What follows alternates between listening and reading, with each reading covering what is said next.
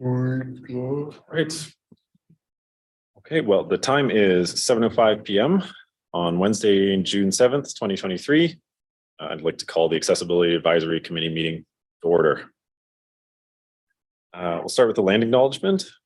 The town of Aurora acknowledges that the Anishinaabe lands on which we live and work are the traditional and treaty territory of the Chippewas of Georgina Island, as well as many other nations whose presence here continues to this day. As the closest First Nation community to Aurora, we recognize the special relationship the Chippewas have with the lands and waters of this territory. They are water protectors and environmental stewards of these lands, and as a municipality, we join them in these responsibilities.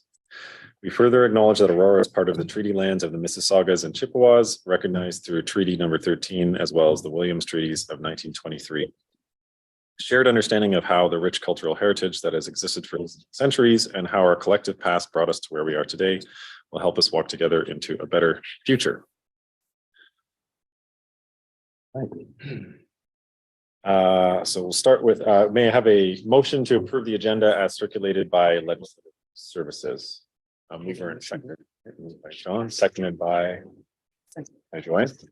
Great. Any questions or comments on the agenda?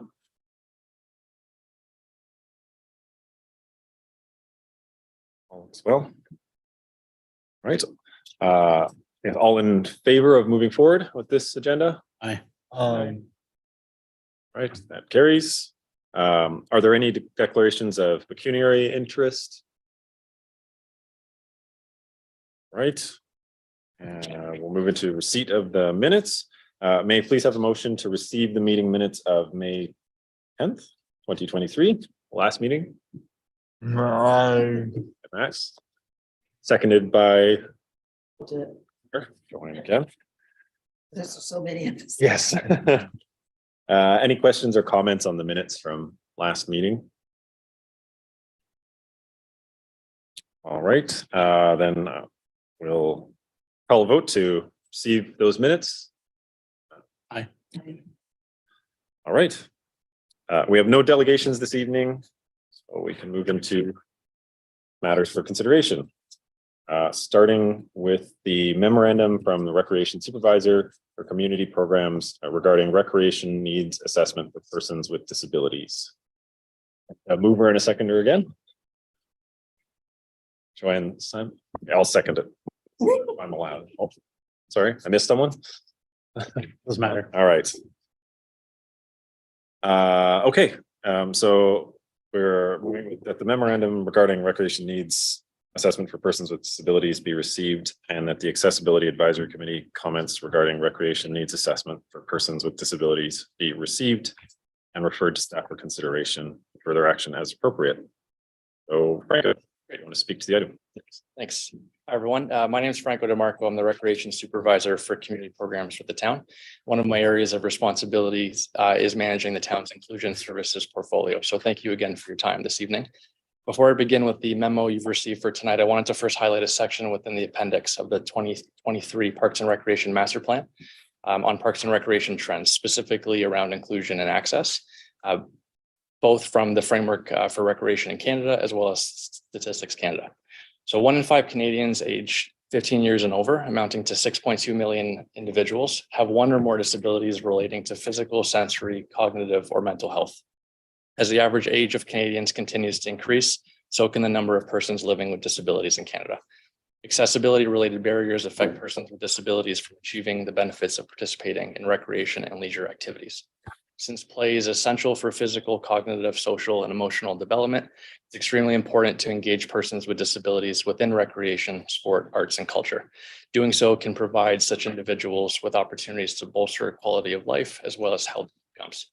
And this is why the town of Aurora feels so strongly about proceeding with the completion of a recreation needs assessment for persons with disabilities at this time, to recommend improvements for service delivery, as well as ways to remove barriers to participation and access for this population. So some further background for you both, which you have in the memo for this evening. The town of Aurora is committed to creating an inclusive and accessible community for all residents, including persons with disabilities. As part of that commitment, the town recognizes the importance of providing accessible and inclusive recreation facilities, programs, and services to meet the needs and preferences of persons with disabilities in our community. So to help us achieve this goal, the town will be retaining a consultant to conduct a recreation needs assessment for persons with disabilities in the town of Aurora. The assessment will identify the current and future recreational needs of persons with disabilities and will develop a comprehensive action plan with recommendations for staff to address these needs. This needs assessment will provide an opportunity to gain insights into the specific recreational needs and preferences of persons with disabilities in the town. Examples may include provision of new adapted recreation programs, the increased offering of pair sports, or the design of new sensory spaces, just to list a few. So through stakeholder engagement, including persons with disabilities with lived experiences, families, caregivers, disability organizations, service providers, various community groups, the assessment will look to gather input and feedback on existing recreational facilities, programs, and services in the town. The study will also then identify any service gaps that exist, as well as barriers to access, and provide recommendations to staff for improvements or new services. The results of the assessment will be used to develop a comprehensive action plan, as I mentioned, that will include recommendations for improving access to services for persons with disabilities in the town of Aurora. This plan will then be presented to council and other interested stakeholder groups, including the Accessibility Advisory Group and the Parks and Rec Advisory Committee for review and feedback prior to implementation. The implementation of the plan will help to ensure that persons with disabilities have equitable access to recreation programs and services in the community going forward. So prior to starting this process, we'd like to hear from the Accessibility Advisory Committee to obtain any specific requests, areas of review, or comments with this needs assessment to ensure this feedback is implemented and captured in the initial planning stages of creating the scope of work for the project. So before I turn it over to the committee and open the floor for further input, I just wanted to give a brief timeline for the project so everyone's aware. As I mentioned, currently we're in the process of developing the project scope and preparing our bid documents, which is why it was so important for us to get to this committee and engage with yourselves this evening for some input. As per our procurement process, then we'll be going to market this summer with consulting services to complete the needs assessment for us. And our target is to have it tendered as well as awarded by the end of summer. Work will then commence and be completed in the fall. And at that time, the committee will be engaged more formally by the consultants for further input. Our target for completion in draft, at least, is for the results of the needs assessment to be presented to council as well as stakeholder groups, including the various advisory committees in early 2024. So with that, I'll now turn it over to everyone for some input and comments, any suggestions or matters you'd like included. And Greg and I are going to be taking some notes to ensure that feedback is captured. Thanks, Michael. Did the committee, do you have any questions or comments? Yeah, through you, Mr. Chair. Yesterday I was in the AFLC and I noticed that I haven't been there for a while. I noticed that there's new signage there. So the signage indicates stairwells, restrooms, washrooms, activity rooms, gyms, etc. Now one sign had Braille. So I think we gotta get better at our checklist and when we do that. I'm not sure how old that signage is, but it's pretty new, I think. So. Yeah. So I could take that through you, Mr. Chair. So part of our Access Now audit that was identified as well. Previously, I believe the signage was completed with the raised text as an alternative to the Braille, but it was noted that Braille should be added. So as part of the review of that, we will be retrofitting every sign in the town with a Braille plate for every one of those signs at every one of our buildings.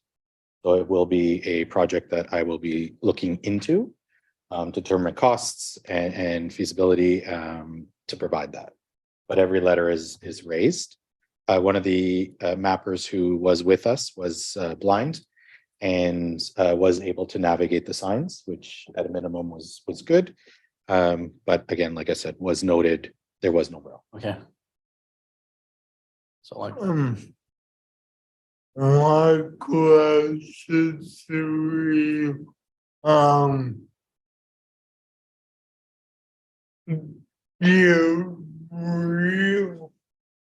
can you also include the access now audited in this process.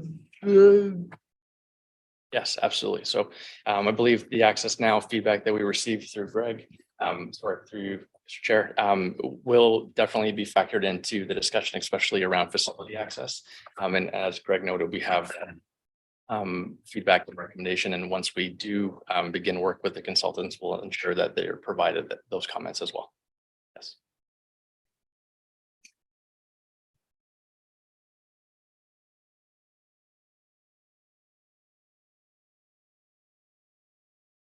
Yes. So I wanted maybe just, it's a broader scope question, the scope of the assessment, like what constitutes the recreation facilities you'll be looking at, include parks, playgrounds, that sort of thing as well? It does. Right now, the intention for the study itself is to take a look at all programs and services, not so much the retrofitting of the facilities, that would be out of scope. Right. It's any program that the town offers, and so that could be any of our existing recreation facilities, but that could also be parks, trails, etc. Around, so maybe later on, you said there will be more specific, once you've retained a consultant in the fall, there'll be a more specific sort of session with this committee, I'd imagine. So in terms of specifics, I don't really want to drill down into them necessarily now, but things around playgrounds comes up a lot. There's certain accessible aspects of playgrounds and parks that would be nice to see there. Especially things like ground coverage for people with mobility devices. There's only a few now, I think, that have actually accessible ground coverage. A lot of them are wood chips or have obstructions or things that block accessibility for people with walkers or other mobility devices. And even some of our curbs and things that meet up with a ramp. I notice sometimes, like I've had, replacement of knees and hips and stuff, and I can be a little bit off balance. So all of a sudden you'll find one piece is up higher than the other piece and they're still attached together, and stuff like this. And I notice that it really makes a difference. And I know coming in today, Linda watched me sort of go over a couple of pieces that were sort of uneven, because you come in the dip there where you park and that it would go up and down and everything, but it makes quite a difference. Yeah. Yeah, I've noticed in some of those parks and playgrounds as well, there's that issue as well. There's no access that's easy to the playground itself. This might just be me speaking, having kids at that age, but yeah. No, very valuable. I've noted it now, and as you mentioned, part of the scope of work will be extensive community consultation. And so not only coming to this group, but engaging with residents and capturing that feedback. If I may add, for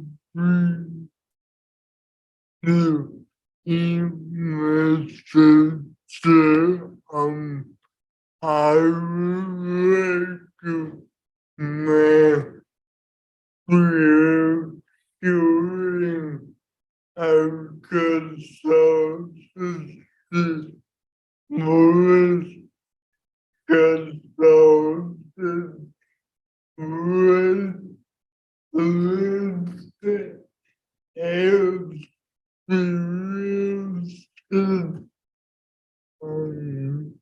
Thanks, Max. So I think the comment was with regards to doing our best to retain consultants with lived experiences that are able to speak to some of these matters firsthand.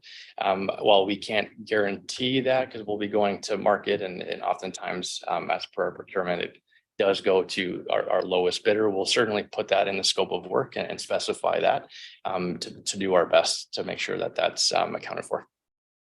Thank you.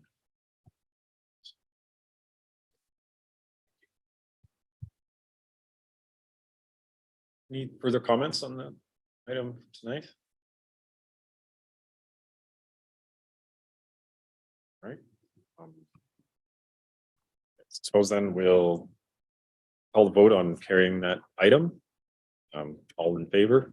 Aye. Thank you. Okay, to item 7.2, from the manager for the Library Square regarding Aurora Town Square update and site plan.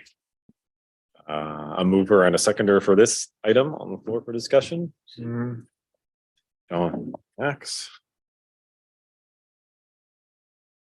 Right. So, Phil, you'd like to speak to this item? Great. Thank you, Mr. Chair. Thanks, everyone. It's great to be here. Actually, so since I started, my original title was manager of Library Square. Gone through some iterations since then. Manager of Library Square, manager of Town Square, and now manager of Cultural Services, which does include Town Square as well.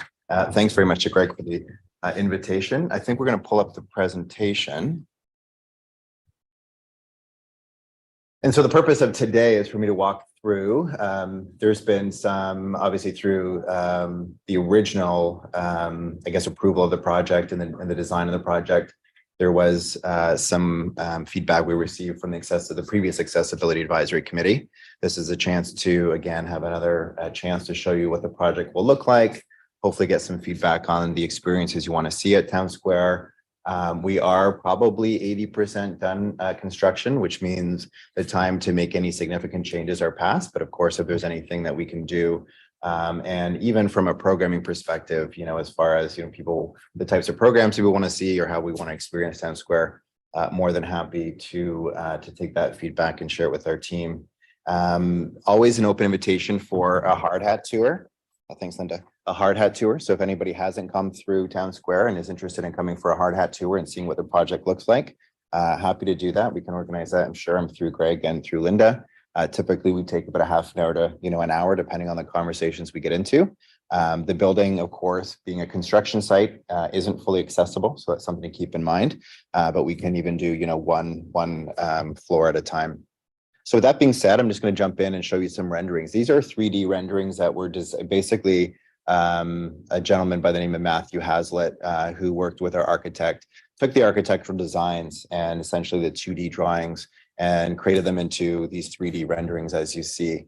So the first one I'm showing you now is looking sort of the bird's eye view from Yonge Street, which is on the left-hand side of the picture. Church Street is the one that travels at the bottom there. And of course, you can see the public library. So the public library has been around for a number of years. I think 2003, around that time, it was opened up. The other building that's been on site since 1886 is the Church Street School.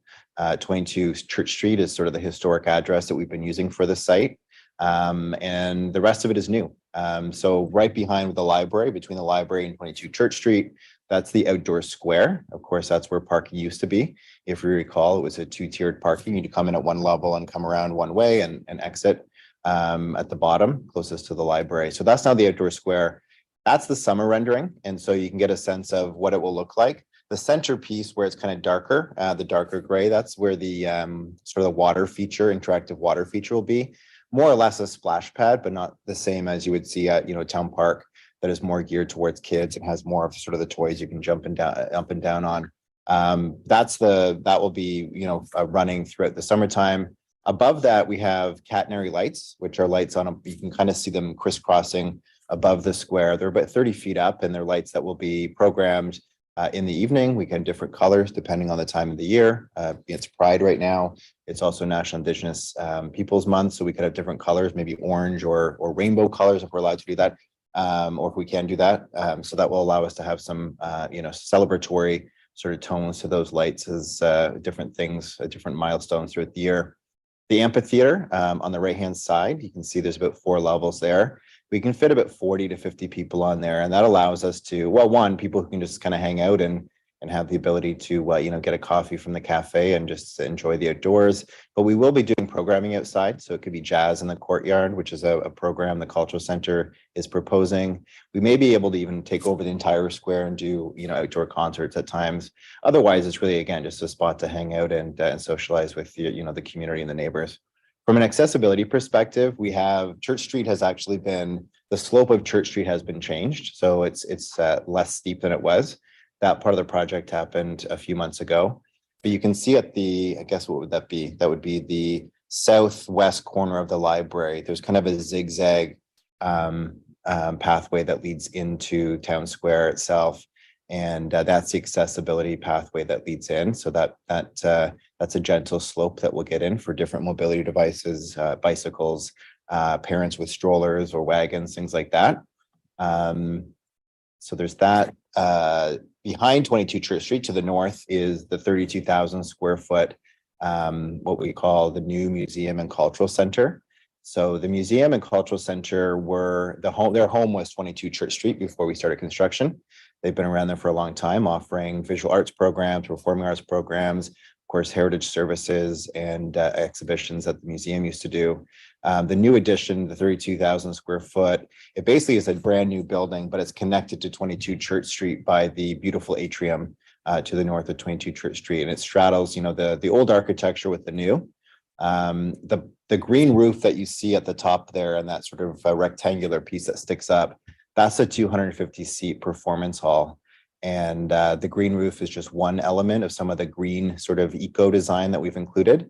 There's been a few things like we'll have EV charging stations. Even in the contract, we've also had stipulations about how far afield the contractor can procure some of the supplies, just to make sure we're trying to stay as local as possible. But that was a big piece of the project. Inside the 32,000 square foot addition, there's also a dance studio, a visual art studio. The museum has a new artifact and collection space that's climate controlled and humidity controlled. There's a cafe at the plaza level. We're currently looking for a vendor for that. So there's an RFP out. If anybody knows of a vendor that would be looking to provide cafe services, please let me know. I'd be happy to share the RFP link with you. And then the last piece, which was the last part of the project that was approved by council, was the bridge. And so the bridge connects the second floor of the new addition with the second floor of the library. At the library, it connects into the second floor corridor, which is actually new. And there's 2 new programming rooms, as well as a reading garden and a boardroom at the library itself. So, and I guess the other thing from an accessibility perspective, the facade at the library that faces Yonge Street, the main entranceway, it's a new facade. You may recall that there used to be a ramp that came up the one side. That ramp is now gone. And so you have direct access from the street level. And as you walk in, there's an elevator right there to the left-hand side that will take you up to the first floor and then the second floor of the library. The last thing I'll mention is that in terms of parking, we have reclaimed the space to the north. So most of the parking is going to be on the north side of the property. The town now owns the property that's at the corner of Moseley and Yonge Street. So we have parking there, and you can see that there is sort of a connection to the 2 parking spaces. We've also included parking in a one-way alleyway that comes in off of Yonge Street. So there's a number of parking spaces, accessible parking spaces. I would mention there's double the legislated amount of parking spaces. So that was an important part. So we have type A and type B parking available. We've also widened both Church Street and Victoria Street and added some more on-street parking. Parking, of course, is one of the major questions we get when we do outreach and talk to the community. We realize that, as the community grows, parking isn't necessarily just a town square concern. It's a downtown concern, but we have done parking studies that show that if you take a concentric circle right from the middle of town square and go 400 meters out, there's almost as much parking as you'd find at the mall or at Walmart. So it's really just a mindset shift in terms of having people to park on side streets rather than right, in the parking lot directly adjacent to the facility. We realize that, that's a bit of a sell for some people, especially if you have, a person with a disability or an elderly person. And of course, if it's cold at night or in the wintertime with snow, that provides some concerns. But it's an issue that we continue to deal with, and we take it very seriously. So moving on to the next slide. So this is the second floor of the new addition. And again, you can see it's kind of connected by the atrium. So lots of natural sunlight that comes in, looking west towards the library. That's an earlier rendition. So the skating pad or area is now a loop. So it's 5 meters across and 205 meters around. It's not just a continuous sheet of ice. So what you're looking at now, again, is the schoolhouse on the left-hand side, which is to the south. And this is the lobby, or what we call the pre-function area. So if you're coming to a show, you can see that just to the left of the bar, that's one entranceway into the performance hall. This is where you would go to wait to get into the performance hall for a show or get a drink during intermission. It's also, all the spaces are rentable, so there'll be we're hoping lots of interested parties out in the community that might want to use it for, social event, wedding, reception, or whatever that might look like. Moving on. This is the dance studio. We call it the Performing Arts Dance Studio. It's on the second level, so it's actually one level down from the performance hall. A lot of our rooms are divisible by 2, so we can use them for multiple purposes and multiple programs at a time. As you can see, it's fitted out with ballet bars and mirrors and has a sprung floor. And so we have a lot of dance programs that the town does, older adult, ballroom or different types of programs. We also imagine we'll have community groups who are interested in doing recitals and rehearsals. We use this space. It has a sound system and a lot of sort of bells and whistles that will make it attractive for those looking to do dance classes. As you look out through those windows, you can see there's kind of that mesh. I didn't mention, but there's an expanded aluminum veil that wraps around the building, and it's really meant to be an architectural flourish that takes away from just the squareness of the building or the rectangularness of the building. It would be backlit at night, so it provides casts some nice shadows out into the square. But that's the dance studio. And then moving on, we can move on from there. This is a presentation we use for multiple purposes. This is the west elevation. So again, if you're at the library and you're looking towards the new space, you can see the bridge on the left-hand side at the top. They're currently actually excavating underneath the library, so where those walls will be for people to sit on, and there'll be lots of gardens in there. There's about 60 new trees and plants that will be planting. You can see a better view of what the water feature looks like. So again, perfect for kids to frolic, anybody to get cool on a summer day. What we're looking at where those 2 trees are just below or to the right of the bridge is the cafe. And so it's a beautiful cafe that seats about 30 to 40 people, but it has a wall that opens up. It's an accordion style wall that opens up, and so it becomes a seamless from the outdoors to the indoors, and the seating expands. Right above that is the dance studio that I showed you, and then above that is the pre-function lobby. And of course, you can see the amphitheater style seating, the old school. It was important for us from a heritage perspective to make sure that the schoolhouse was the tallest and the most prominent part of the project. So it remains the tallest piece, especially with the weather vane there. And it was just, again, a nod to the importance of that building to Aurora. Next slide. This is the interior of the Visual Arts Studio. So the Visual Arts Studio will be programmed a lot by the Cultural Center, but we'll have a number of user groups, and the town will program that as well. So, your painting programs, watercolor, any kind of visual arts type of programs. This room is also divisible by 2, so it provides an opportunity to have 2 programs running consecutively. It'll have millwork and, things that will capture, if you're doing ceramic, sort of interceptor for ceramics in the sink as well. And next one.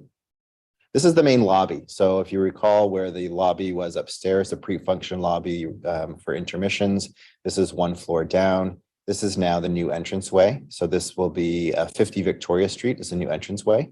From an accessibility perspective, you can see there are lots of stairs, but of course the elevator is right there as well. We have a freight elevator and then of course the passenger elevator. So all floors of course are accessible by the passenger elevator. And again, on the left-hand side, you see the beautiful schoolhouse, and then you have the new architecture, the simple kind of streamlined architecture on the right-hand side. We did open up a number of 3 spots in the original brickwork of 22 Church Street and put lintels there. So you can kind of see where that couple is with the red dress there. That opens up and goes right into the old schoolhouse. So there's 3 locations. And again, that provides just that seamless connectivity between the 2 spaces. Next slide. This is an older rendering, but it's a wintertime one. To the left, I should point out there's a balsam fir tree that we're going to have planted, eventually be 65 feet tall, and we'll be able to move our holiday market over there that our colleague Shelley Ware, and Special Event Supervisor, organizes. So lots of new programs, a lot of programs at our town square. People ask, are they going to move over to town square? Sorry, town park, I should say. Are they going to move over to town square? And predominantly not, but we'll probably accentuate, complement what's happening there, or extend the season. So if the concerts in the park, finish in October, maybe we'll do something over at Town Square later in the season. More or less, the architecture is the same. The only major difference with this rendering is the veil is quite different. It's a different color, but for the most part, the rest of it's the same. Next one. And next one. And I guess this might be close to the last. So again, this is the bird's eye view from Church and Yonge Street. Gives you a sense of what the winter scene will look like. So I mentioned the skating loop, so you can see it there. We have a feeling that's going to be well used.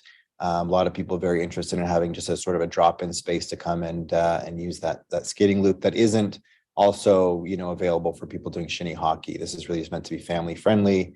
Again, we can fit up to 50 people on the skating loop. And then again, you can see that balsam fir tree that's lit during the holiday season as well. This is the interior of the bridge. So the bridge is going to be another really well-used space. 2,500 square feet. It's quite wide, so you can we have furniture there. This is the furniture that's shown here is different than what we have actually included. We have more sort of loungy kind of living room style furniture for people to relax with a book, just to hang out, maybe do some homework. And in the wintertime, you can, you know, get a hot chocolate or coffee at the cafe and watch whoever's on the skating loop if you want to as well. So again, this from an accessibility perspective, this really provides that connectivity from the performance hall out to Yonge Street. So one of the things that this allows is that if the library is closed on a Saturday evening, for example, and a performance ends at 11 o'clock, the library will be closed on the south side, but we can still provide people access to the elevator and then down to right to Yonge Street. So it means that people can park there and they don't have to leave or go outside. They can just use the bridge and the corridor to get to their space. Performance hall. So this one's a little dark, but you can get a sense of what it looks like. 250 seats, the retractable seating. So you can see the seats there. Retractable means they can be pushed back up against the wall. They take up only basically kind of the width of these two tables combined once they're retracted. And that allows us to obviously have seated performances that you know, whether it's a classical music concert like this or stand-up comedy show, but when pushing it back, it means we can use it for wedding receptions, for conferences, for trade shows and things like that. So all the spaces really have been designed so with a multi-purpose kind of function to them. But this one has lots of bells and whistles when it comes to acoustic panels, sound and light equipment. So really it's going to be a quite well used and quite vibrant space. And that's the renderings. So I think if I didn't go through that too quickly, hopefully, I would point out if anybody wants to continue to stay in touch with Town Square. Not too long ago, we launched our Facebook, Instagram, and Twitter accounts. So we encourage everyone to follow that. We post a lot of videos on there, whether it's a recent video from the architect talking about the design inspiration or with the contractor talking about the space itself. And then we obviously take lots of different photographs of construction in progress, and we post those on there as well. So I'd encourage anyone, if they're interested, to please follow us on social media. I think the next thing we're going to walk through is the site plan. So this may look familiar to some of you. This was circulated. The official design was approved in 2019 and the construction started we broke ground in October of 2020. So when all said and done, we're hoping construction is going to be done by November, December this year, just over 3 years of construction. So what you're looking at now is starting with the library. So these spaces that Greg is circling there, those were actually the rooftop. When the library was first built, it was built to be expanded upon. So that's where the HVAC units used to be. They were lifted up, a new roof was put on, and we reclaimed those spaces for programming purposes. So there's 2 programming rooms. They're about 1,100 square feet each. They're accessible by an elevator that now comes up from the first floor, as I mentioned. Sandwiched between those 2 programming rooms is a beautiful reading garden. And that's going to be well used. We're just putting our patio furniture out there, but all the plants have been put in. And so if you use one of the programming rooms, I know Franco and his staff will be doing some summer camps at a program room 2, which is that one there on the east side, I should say. The children will have access to the outdoor square. The reading garden. It's not huge, but it's a good spot to burn off some energy and get some fresh air. That corridor, as you see, leads into the bridge. So I guess we'll go into the bridge area now. And so you can see the bridge at 2,500 square feet, sort of a boomerang shape to it. And as you go through, it takes you in. There's actually, it takes you into the second floor of the new addition, but there's also a staircase as you approach the new addition that takes you right down into the cafe. And so there's two different ways of getting into that space. As you can see, we're looking at the schoolhouse addition. Has all those different elements that I mentioned, the dance studio, the visual art studio, the performing arts dance studio, and a number of other multi-purpose spaces. And then where Greg is now, that's the atrium that connects the two. And that provides, again, that connectivity and that natural sunlight that comes in. Just to the right-hand side, that's the main entranceway now. So yeah, that's the main entranceway. You can see to the right of that, we have a number of designated accessibility spots, both type A and type B. And as I mentioned, we have double what the requirement was back when this was approved. And I'm not sure if that's still the legislation now, but I think we've met the requirement and gone above and beyond from a parking perspective. The schoolhouse is there. You can see that's obviously been there from 1886. Like all heritage buildings, accessibility, of course, when it was built in 1886, wasn't the same as it is now.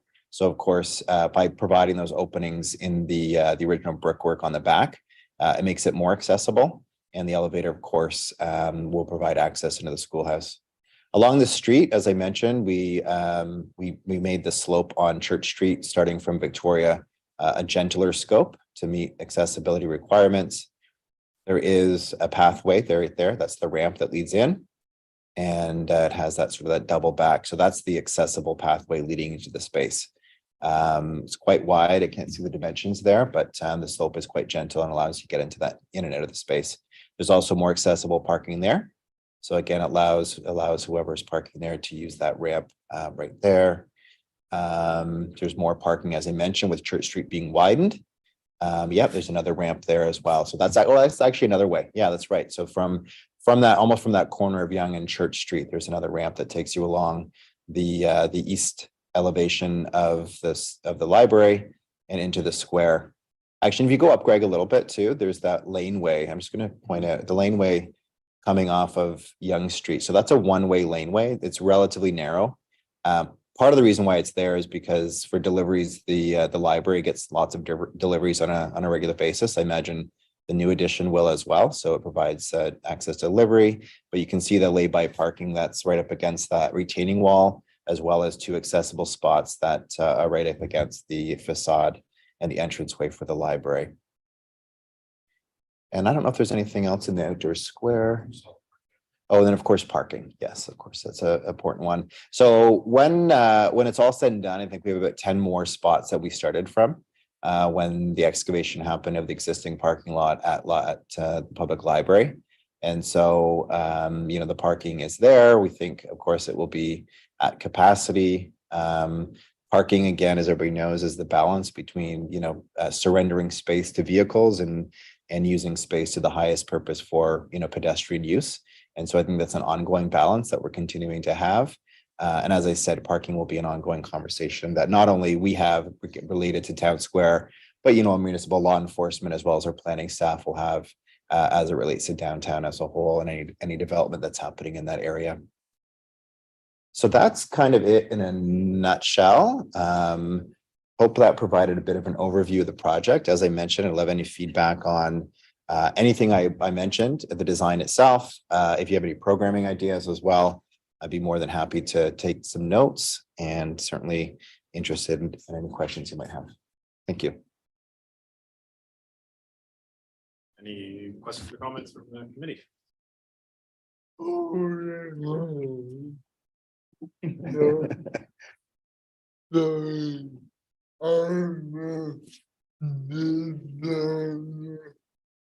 No. First of all, I want you to read how I would give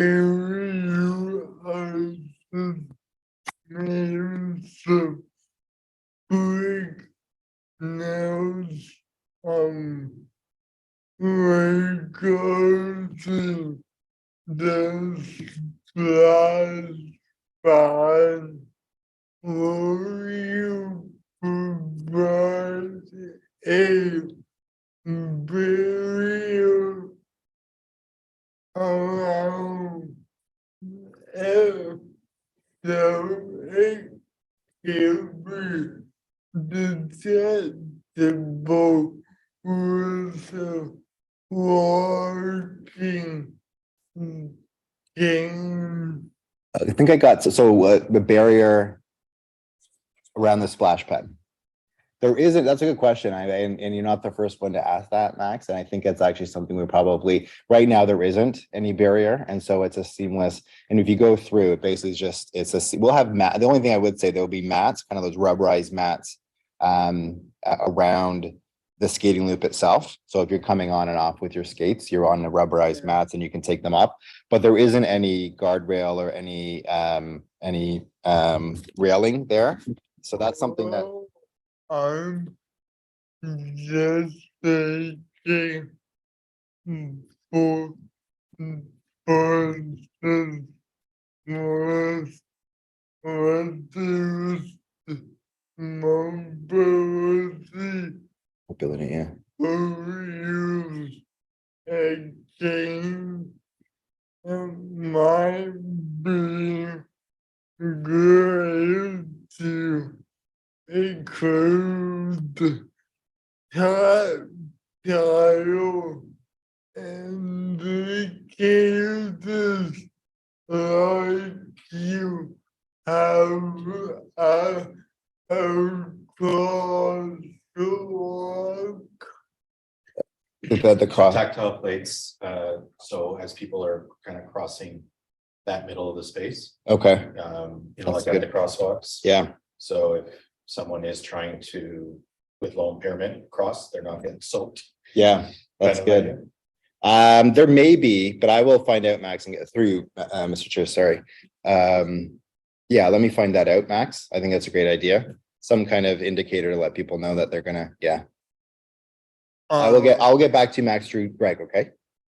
Thank you.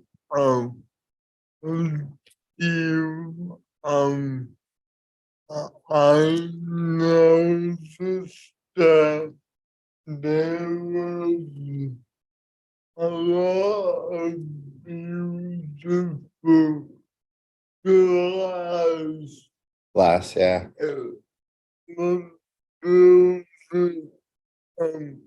It might be good to consider like because Yeah.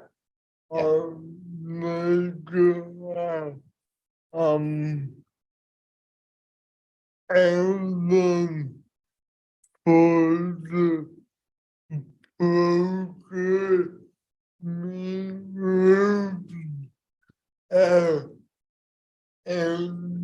induction loop.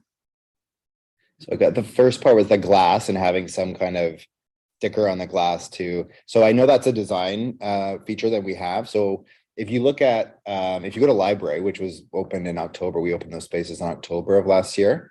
Then we have that, there's two things. There's a thing called bird friendly glass now.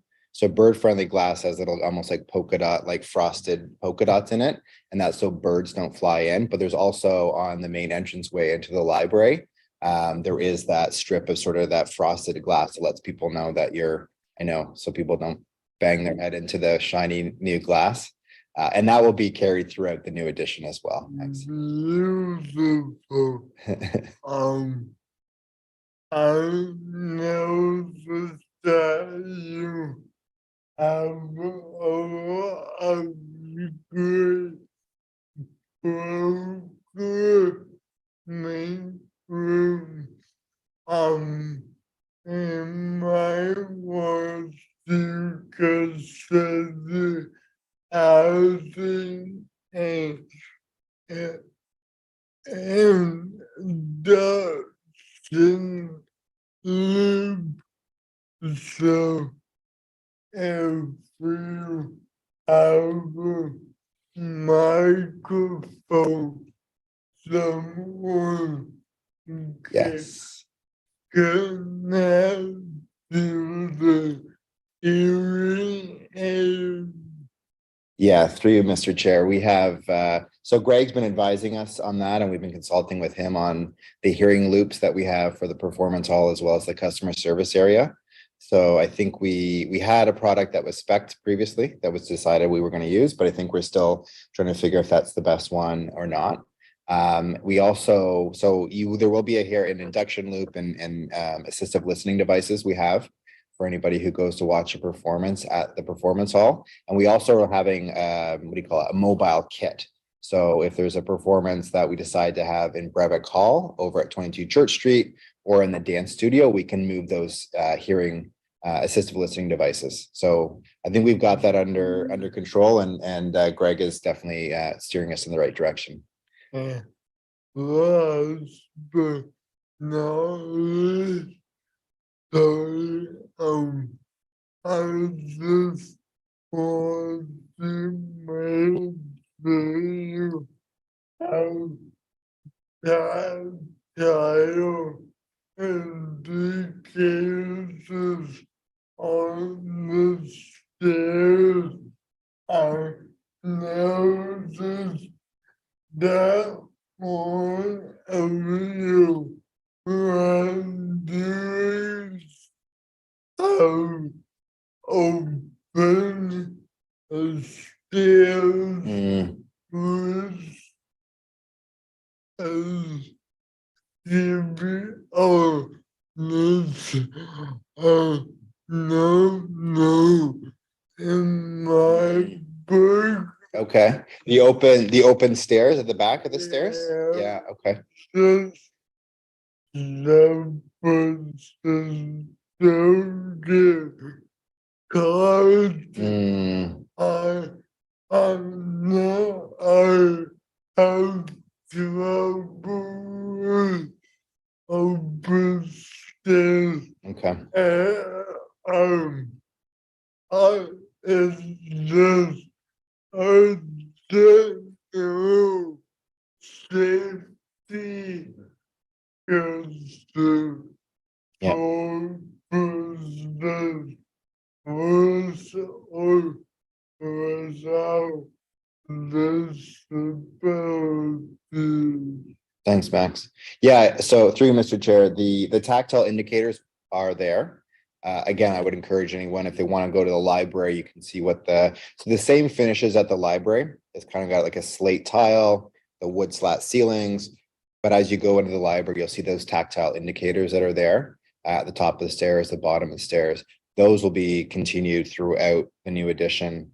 In terms of the open spaces behind the stairs, I forget the exact term. I know with the new facility accessibility design standards, those are, as you said, they're a no-no, and they're not as accessible, and you can get, I think we've changed some of the staircases, but at the time that this design was going through and being approved, it wasn't flagged.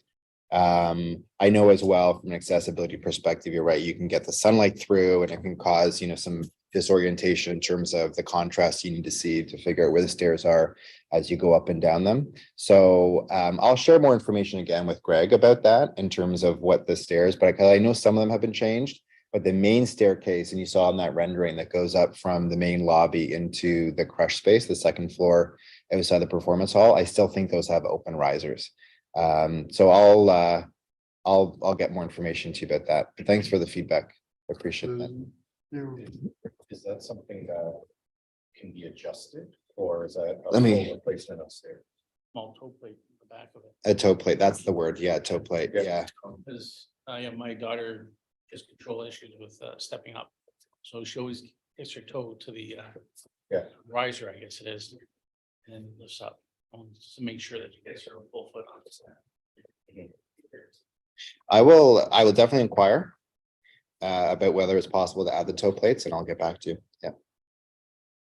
Can I ask a question about the pool park, whatever you want to call it? Yes. I'm used to the one in the park, in the town park, which sprays and basically disappears under the people's children's stuff like this. When this has got any water in it, is it staying there?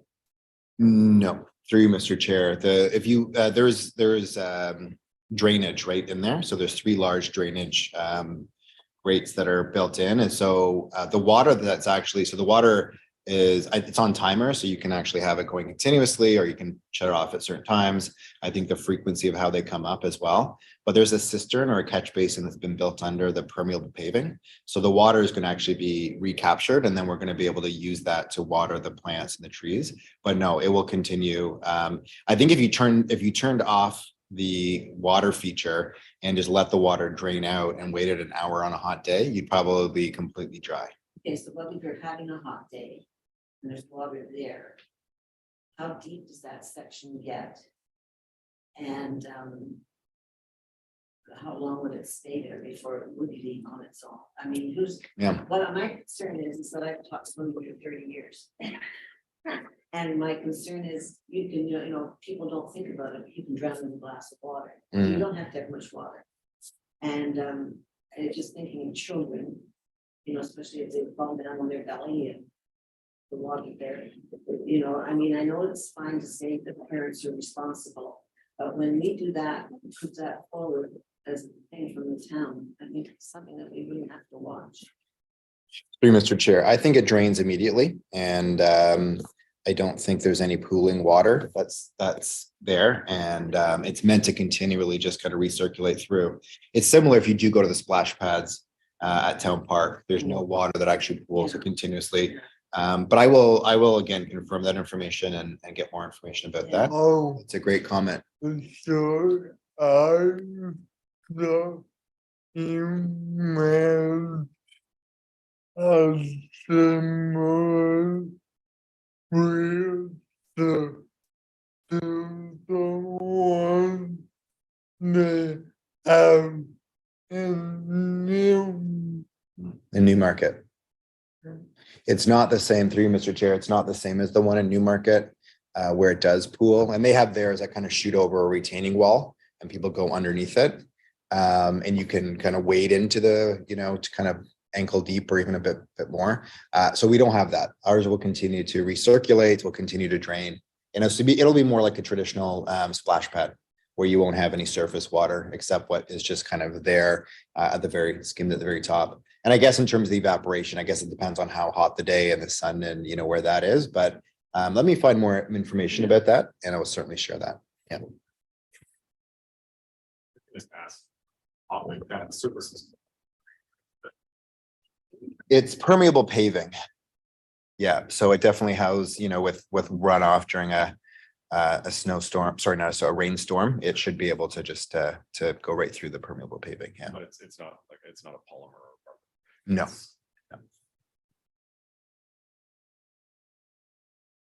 Something we really have to check out. Yeah, it'll be a learning experience for sure for the maintenance staff that have to look after it. Yeah. I will provide more information. Yeah. I've had 6 foot men go down in my swimming pool at home. And, people think they're comfortable and they're not comfortable. Yeah, that's a good point. Yeah, Joanne. Is the water, sort of jump in again, is that water, it's potable, like treated? Yes, Water? yes, my understanding is that it's treated, yeah. The reason I ask it, like a lot of, especially kids, well, my son has sensory issues as well. I'd like to lick the ground, lay in the water. Okay. So just as long as it's treated, mains water, chlorinated water. Yeah. Okay. And you said it's not recirculated, it's repurposed. So I repurposed, yes, I should say. Yeah, it gets caught into a catch basin, and then again, we're able to tap into that water. Yeah. But it's fresh when it comes out of it's fresh off the. Correct. main. Yeah. And that will do into a Skating, yeah. Yeah, so the exterior turns into that skating loop in the winter time. And the nice thing is it's refrigerated from underneath. So we're able to, even in the shoulder seasons, even hopefully in a March break, as everybody knows, March break could be warm or it could be cold. So if it does turn warm over March break, we're able to keep the ice in place and hopefully get through those shoulder seasons and be able to get the ice in place earlier than, if we had to flood the rinks like we do at Town Park and other spots. So Max, the outside loop there is the skating, the inside is the splash. Yeah. Or the splash area. And in the winter time, the interior where the splash area is kind of turns into a seating area. And we'll have little kind of like propane bonfires and things like that for people to sit around and Yeah. enjoy the. And while it's freezing, is it freezing like, the big rigs freeze and you can do it, you know, it's not sitting water that's freezing. I don't know the technology. The company is called Custom Ice. And so it's an underground refrigeration. So again, we're not flooding it with the hose. It's actually being refrigerated and cooled from underneath. Unfortunately, I can't speak to the process. I'm not familiar, but I can find out. And the summer what will happen to the loop? The loop in the summer. Oh, it just becomes it's just a concrete, it's just part of the outdoor square. It becomes seamless with the rest of the paving around it. And if you do go by there now, and again, open invitation, if anybody wants to come for a tour, I'd be happy to take them through. But if you look at it now, it's just a nice, really smooth concrete finish. And actually the nice thing about it too is that we're able to use it for roller skating in the summertime. So if anybody wants to get their, roller skates on and some disco music on, can make that happen too. Those days are gone, right? You're supplying the disco music? We got some local people who have, some good disco music, a nice vinyl collection. Or we can get a Spotify playlist. Actually, that does, we have on the catenary lights, there are speakers that are mounted on the poles that hold the light, the lights that are strung. So we will be able to have music out there as well, which is great. Yes. Sorry, I have two questions for you, Mr. Chair. One, are these accessible ramps maintained in the winter? Yes, so they will be maintained. Yeah, we have, Are they heated or? they are not heated as far as I know. And the second, in this auditorium down here, is there accessible seating? So the accessible seating, through Mr. Chair, the accessible seating is at the top. So basically, yeah, exactly. Yeah. Yeah. And anywhere along that sort of, you kind of go along that top. Yeah. And that's meant for accessible seating. Assuming these squares. I think that's what they are. Yeah, Greg, I think that's what they are. And then of course you can, if you can get down to the outdoor square, you can, the front row. And we could be able to secure those spots for accessible purposes as well. And Max, they look like it's about place here. I think you'd have to have them in both places, I think so too. at the top and the bottom. Yeah.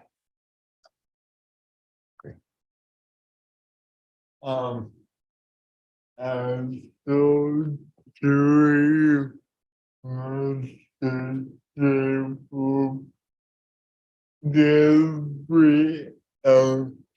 aerial on the stairs goes down. And so do aerial along the back of the amphitheater. Through Mr. Chair, Max, I'm going to get back to you on that one. It doesn't look like it in that design. They're in the process right now of building the outdoors, sort of the amphitheater. So I'll inquire about that. And again, I'll get back to the group on that one. So the question is handrail on the stairs going down, but also along the back. Yeah. Okay. Thanks, Max. We'll make sure. It's all good stuff. Yeah, there might be one there. That actually is also, I think there's a fence that on top of, so that's actually at a higher elevation. And there's some plantings that are in there. You could probably see it better from one of the elevation pictures that I showed. I think that's actually not a rail, but it could be, but I'll find out for The sure. way they look now, they don't think they have. It doesn't look like they have them. No, it doesn't. I know the Especially Richmond Hill yeah. Curtain Club, for instance, they've never had railings in their seats. And they put them in, and they just put in the spare ones going up, and they really worked out well. And then they also put the front rows for the anybody that had a challenge. Yeah. So, but any other people that want to get up higher, they at least put some nice railings in, so. Yeah, I'll explore that one as well. That's a great one. Thanks, Max. This is good. And everybody. On that topic, the space itself inside the new building, where is the accessible seating there? So it is at the front. Yeah, so we've yeah, I don't have that picture there, but it's at the front. So the accessible spots are, you have the retractable seating that goes to the front. There's probably about a 12-foot space between the end of the retractable seating and the stage itself. The stage is seamless, so it is not a raised stage. And it's right at that accessible seating, somebody who needs any accompaniment as well. Yeah, so it's really just at the front. Yeah, it's been designated flat.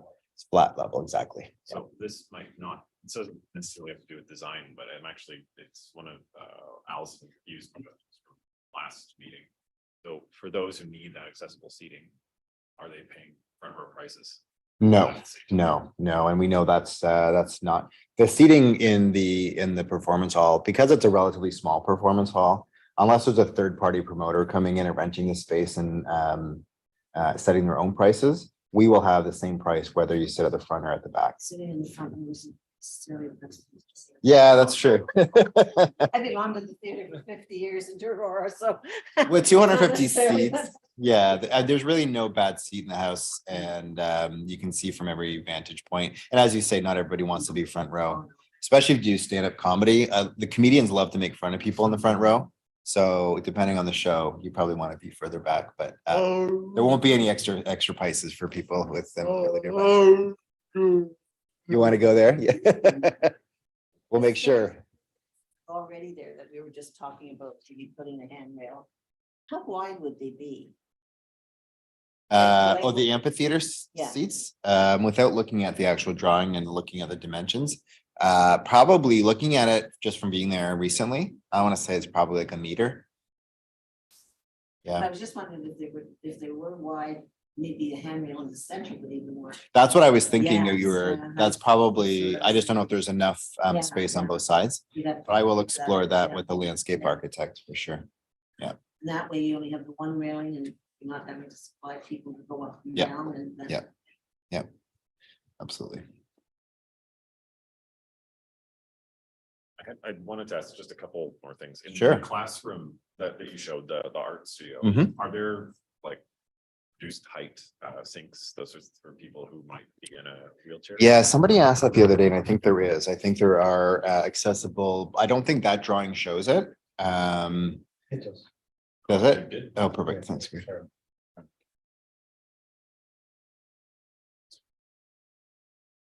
Yes. So way. Oh, way back there. Ah. Oh, yeah, okay. Yeah. Good eye. That's great. And for the school building itself, the only accessible entrance is via the new building. That's correct. Yeah. Okay. Yeah. So there's no entrance from Church Street. No, and in fact, I imagine the 22 Church Street entrance will be, we'll probably direct people, with signage to go to 50 Victoria Street. But I imagine during the day when we have, our staff there, they'll be open. So if somebody just happens to walk up and, they can open that door, but we'll likely direct people to the main entranceway.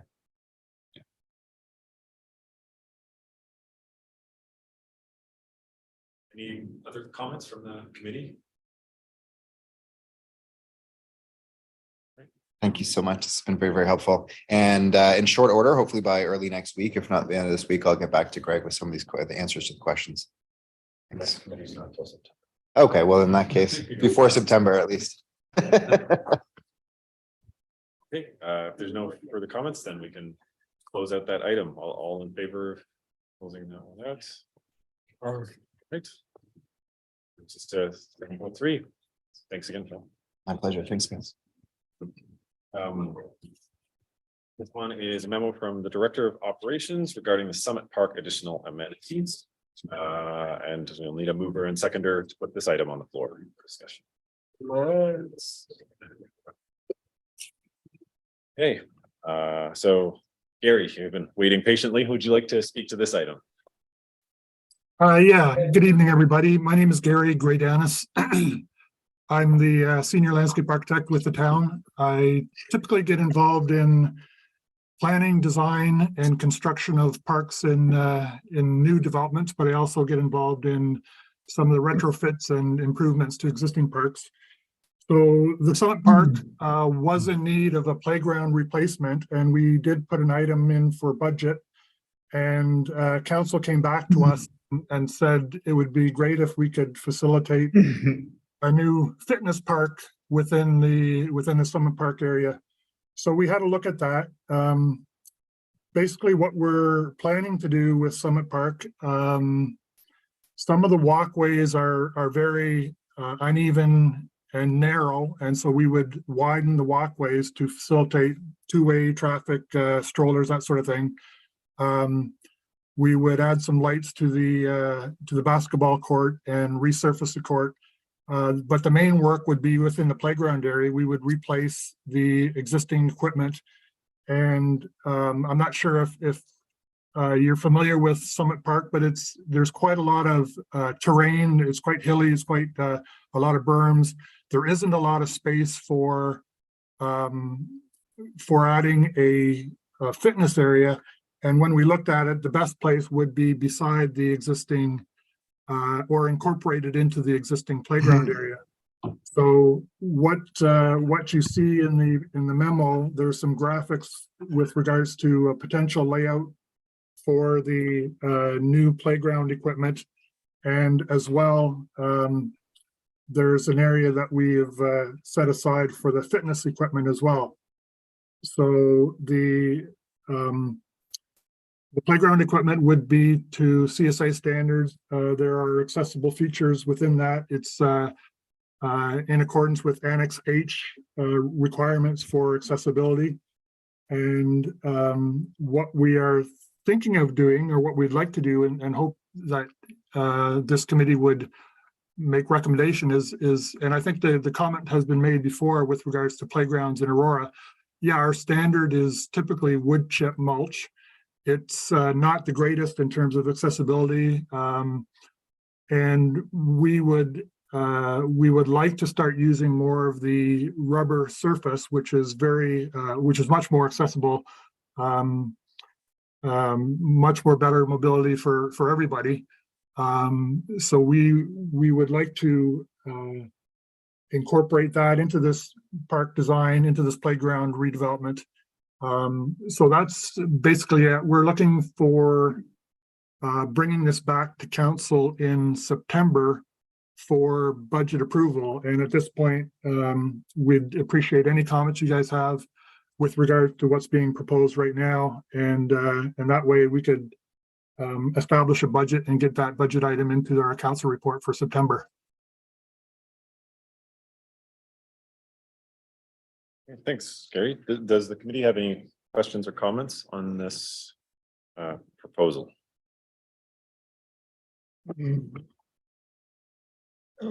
No, I agree with the acceptable surfacing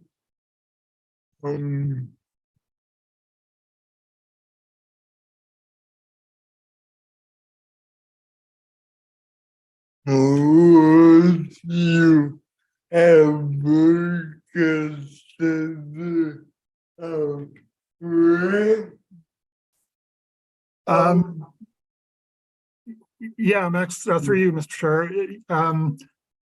This, I guess we're looking at this park as a retrofit, and we're kind of bound by the limits of the existing playground area. We can expand it a bit towards the existing soccer field, but we've got grade issues. So we're restricted in terms of what we can actually do in the playground area. Ramps and things like that take up a little bit more space. And we've had this discussion internally. I think to do an accessible playground with ramps so that you can get people with restricted mobility up onto the structures, that takes a lot more area, takes a lot more grade consideration. And we were thinking that that would be more appropriate for community parks as opposed to a neighborhood park.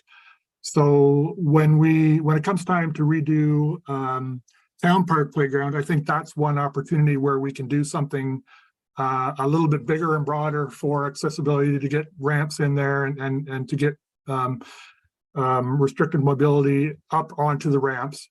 And the other opportunity would be Confederation Park. And both of those parks are within the, I don't know, they're in the short-term forecast for looking at redesigning and retrofitting. So I think we could do it in those community parks, but in terms of the Summit Park is more of a neighborhood park. The space restrictions are somewhat limited. Yes, we could probably do it, but that would eliminate some other play components. But that's a good point. I mean, yes, we have considered that.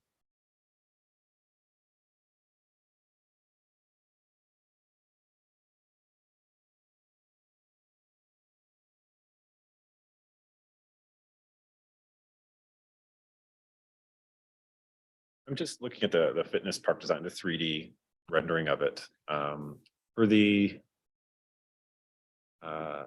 just the monkey bars, pull-up bars, etc. Those are is there a set at sort of for pull-up bars at like children's height, a set at adult height?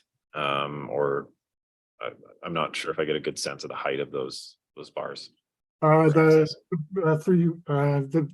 height of the bars are pretty much set. There's a high set of bars for pull-ups, a lower set of bars for push-ups. Yes. I can inquire in terms of the different age groups that the equipment would be suitable for. This was sort of a package that was put together by our playground consultant. So yeah, it's a good point. There's signage that would indicate the use of the apparatus, and whether that explains use in by different age groups, I'd have to find that out as well. But yeah, it's a good point. I have to admit, I'm at least partially selfish with it because I've been looking for a set of high pull-up bars in the town. There aren't very many left. Yeah. So I hope one of them is high enough for a 6-foot person. You need exercise some.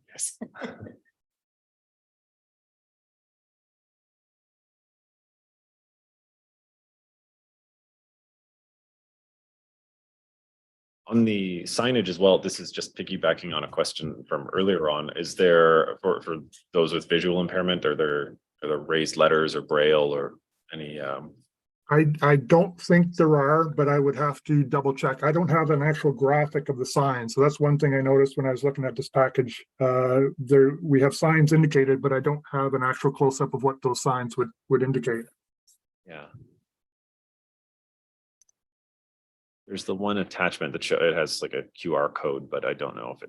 Yeah, no, there's an attachment that shows some of the exercises for people in wheelchairs. But that again, it doesn't have raised lettering or anything like that. It's just basic signage. So I'll have to look at that. You mentioned to I would recommend that Braille be added, especially because these signs are for persons with disabilities.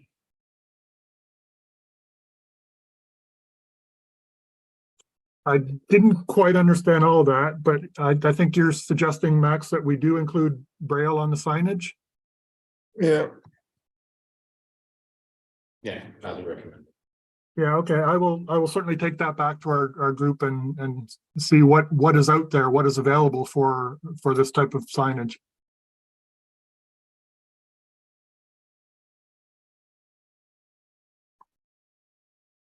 Are there further questions or comments from the committee?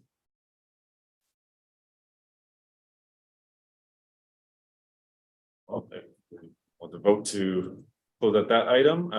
If there's no further comments, call the vote. All in favor? Aye. Aye. Okay, carries. Moves us on to 7.4, which is a memo from the Director of Operations regarding the Shining Hill Neighborhood Park preliminary design. And may I have a mover and a seconder for this item? John. All right. Gary, you'd like to speak to this item? Yeah, so I'm not sure if you guys are familiar with Shining Hill. It's a development that's occurring north of St. John's Side Road, west of Yonge Street. There's been a lot of activity there. Part of that development includes parkland, and there's been a lot of discussion about that parkland between the town, the developer, and St. Andrew's School. And as you may or may not know, St. Andrews purchased a bit of property there. The former Dunnan House, they're converting that into a girls' school, which they're calling St. Anne's. And they had approached the town and said, can we get some upgraded facilities built in this park that would be partnered with the town and with the St. Anne's School? So their big ask was a senior soccer field, or actually it's a multi-use field, soccer, rugby, field hockey, which is something that we wouldn't typically put in a neighborhood park. So this park is sized at the lower end of a neighborhood park. It's 1.61 hectares.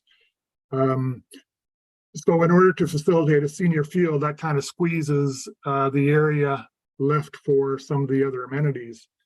So I don't know, it might help if we could get a graphic of this Shining Hill facility fit plan. If you have that, Greg.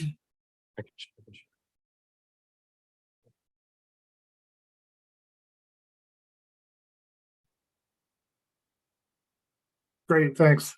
So this is in the very early design stages. You can see the senior field there takes up most of the park. The other amenities within the park are more smaller neighborhood or parkette size amenities that would include a playground, a splash pad, shade structure, a little bit of parking, multi-use court, and some pickleball courts. So this plan, this graphic is kind of a work in progress. We're fine tuning it to get us to a point where we can bring it to St. Anne's, Shining Hill, and the town for approval. And what would happen is that this plan would become part and parcel of a tri-party agreement to get this park built. St. Anne's is planning to open their school in September of 2024. So we are looking at getting this park built by 2024, September 2024. So we've got a pretty tight time frame to get this done. At this point, the amenities that are shown there are pretty much what's going in the park. The size of the amenities and perhaps the location will be adjusted a bit to accommodate detailed design. But basically what you see there is what's going to be in the park. So like I said, any input from the committee at this point would help to steer the detailed design. And I think what would happen is we would work with the Shining Hills design consultant, and probably get a detailed design in front of the Accessibility Advisory Committee, hopefully for the next meeting, which I understand would be in September. So like right now, yeah, any sort of preliminary input would be very valuable to us to move this forward.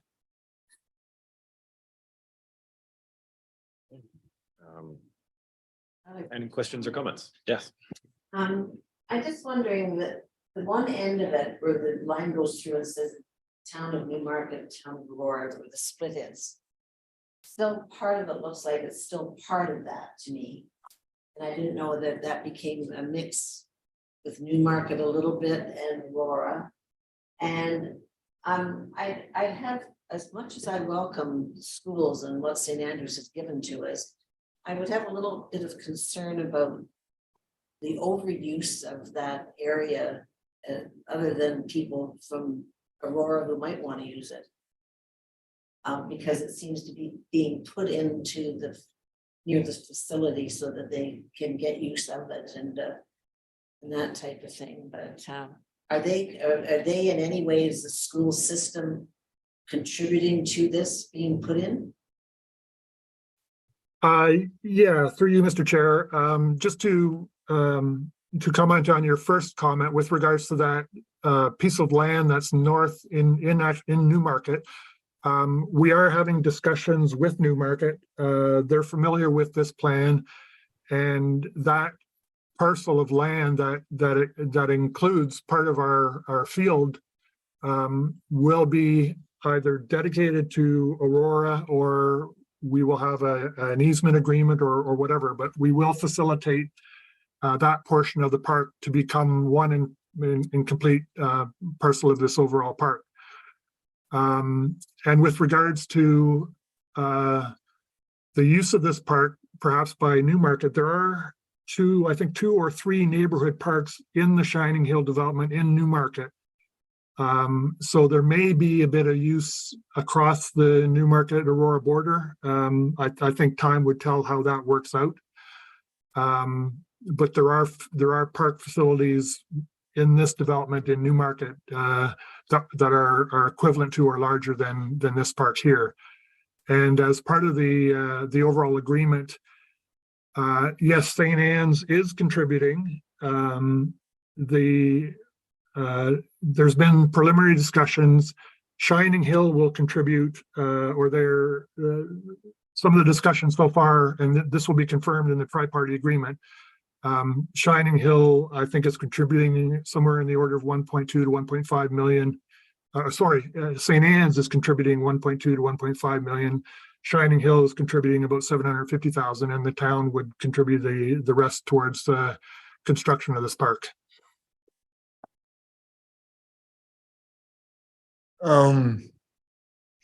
You must say, and does seem like you there is all the pride and future prayers and regards to accessibility. I would be more worried about just maneuvering around the park, making sure the space to maneuver around the creatures.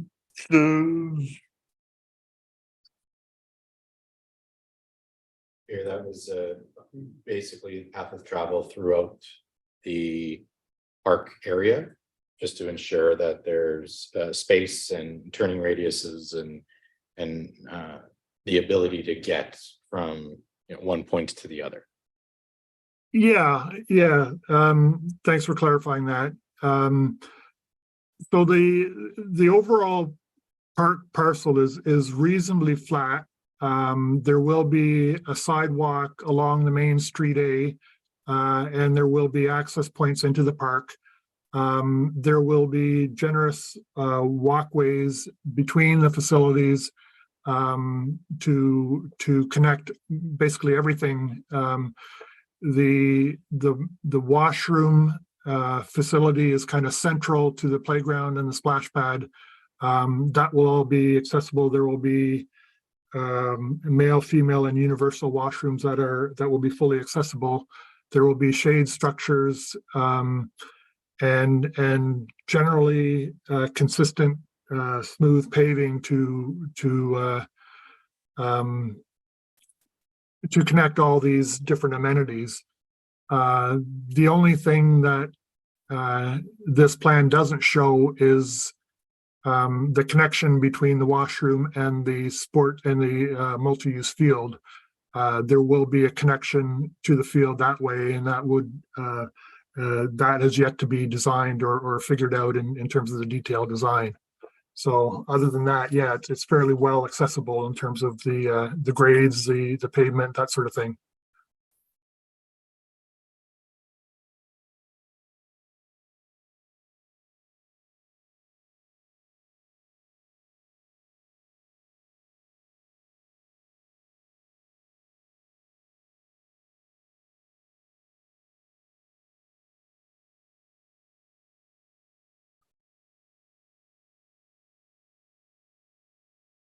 I'm not sure if you can hear me, but I hear silence. I don't hear anything.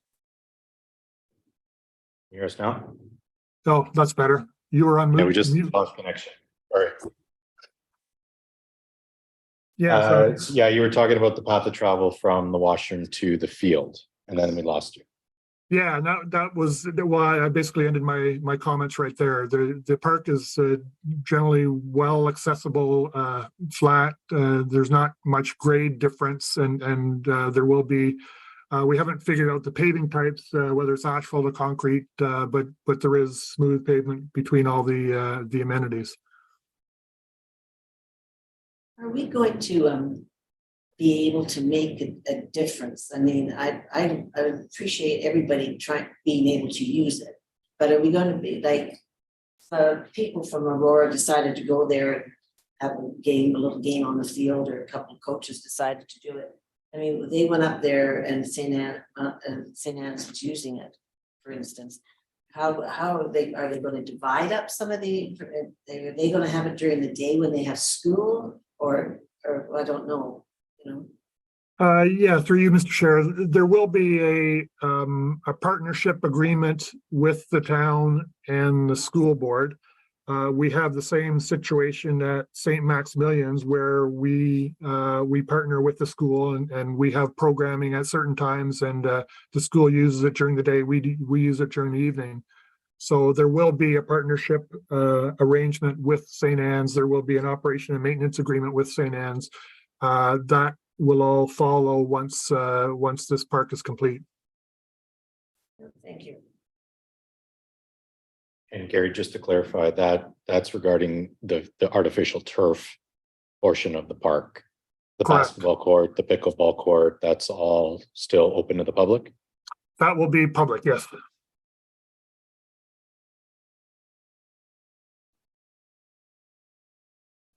I suppose I'll just echo my comments on other playgrounds from before. For the playground and structure, I know it's just a space for now, but the rubberized surface would be ideal, and a accessible swing, accessible ramp on it, on the structure somewhere if possible would be great for kids who need it. Even just a ramped access up to the higher on the structure. But we're seeing more of them now, but things like accessible swings are still kind of few and far between in parks. Yeah, I know. And Greg, you sent me an example of an accessible swing that I think was in Hamilton or Burlington. It's quite the structure. It takes up a lot of room. And whether it's suitable for a smaller playground, I guess we'll have to see how that fits into the overall playground once the design kind of works its way forward. The fully accessible swing is again something that I would make the same comment as with the ramps, and that would be better suited to a community park situation where we've got a little bit more room, where we've got more parking, where we can do a better job of fitting it into the overall design.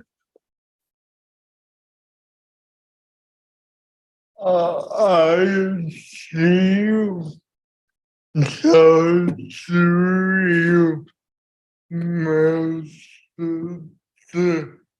I see where you're going, but let's say I did an hour that lives across the street from this particular park.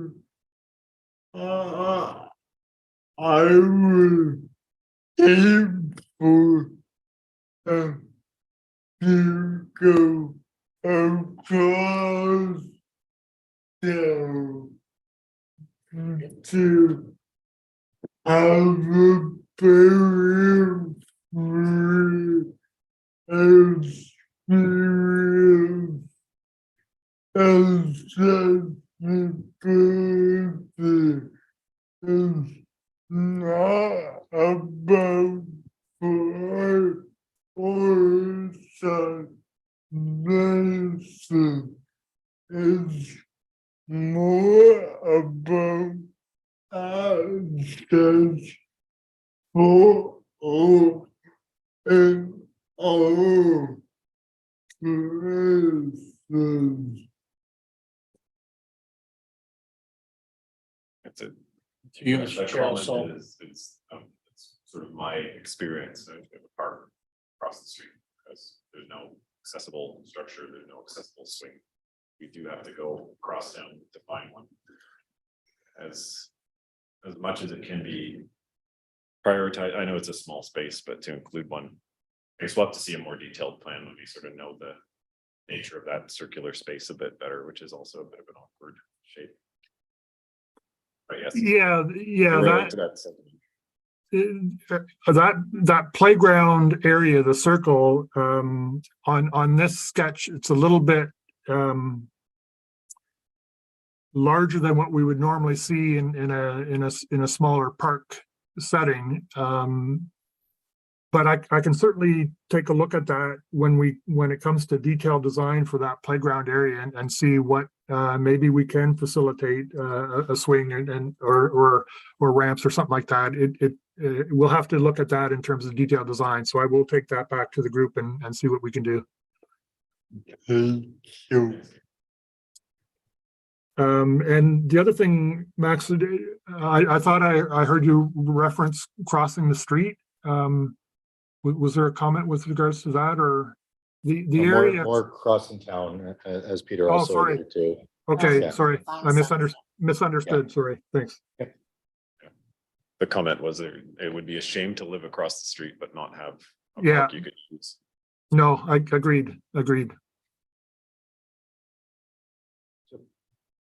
If I may, Mhm. Gary, I just have a couple looking at this plan in front of us, and I know when we see more detail, I think some of these questions may be answered. But on the right-hand side here, across street A, there looks to be a little park and a circle structure. I'm assuming is it a pavilion? Yeah. Yeah, that area is not yet designed. Actually, what it is, it's a stormwater retention area, but it's an underground tank setup for stormwater retention. And because there is no formal stormwater pond in this development, the engineers have come up with this plan to store water in tanks underneath the surface. So one of the opportunities could be a small parking lot. And the thing about this location is the area directly north where the town of Newmarket and town of Aurora town lines are, that's a bit of an open space ravine, and that's where the trail system would continue to go eastward towards Yonge Street. So that parking, if it can be engineered, that's the question, if it can be engineered on top of these stormwater tanks, then that would become a small parking lot for like a trailhead parking lot. And yes, there could be a pavilion or a shade structure or some other amenity with it, but that area is subject to a lot more consideration and detailed design, and we need to see how it works out. That makes sense. Second question, barrier-free parking spaces. This, at first glance, I missed it, but it looks to be there to be just the one. I'd also assume once we get more detail and I guess a finalized number of spots, there'll be possibly more than one barrier-free spot at this location. We can do that for sure. I think based on the latest plan that I've seen, which is a little bit more up to date than this plan, there's 25 parking spots that we can facilitate in this area. And based on our standards, I think we only need one, but we can certainly put in two. And the way we've got it set up there right now, that's I believe that's a parking stall A, and we can facilitate a parking stall A and a B in that area. So that's easily done. Yeah, with 25 slots, we should probably have it two. So yeah, an A and a B would work good. Yeah, And then I guess my third question is the St. Anne's School parking, which is on the other side. Is that strictly for St. Anne's? Is that overflow for the soccer field for our use? Is that also part of the agreements that you were mentioning earlier? How does that lot fit into public access? Yeah, that will be included in the agreement, and it will be parking primarily for the soccer use for the various groups, whether it's a town group or whether it's a school group. It will be to facilitate parking for the field use. The parking lot off of Street A, that's more of a parking area for the public for the use of the amenities that you see on the east side of the park. No handicap parking showing on there either. Yeah, that's a graphic that will be designed. That will be part of the site plan that's coming through for the St. Anne's School site. So they will have to provide the appropriate handicap parking in that to meet our site plan requirements. So I've yet to see that, Joanne. It hasn't come across yet, but when it does, it will be brought to the committee, so we can comment on that. I mean, just in our life as we are, we're, besides people that have disabilities of any sort, we also have people who are aging and are creating disabilities of their own, because, having surgeries and stuff and then have to go to a cane and things like that. That, they weren't born that way, and that wasn't, brought forward from that point of view. And I think that we've got a lot more in our community than we had before that way.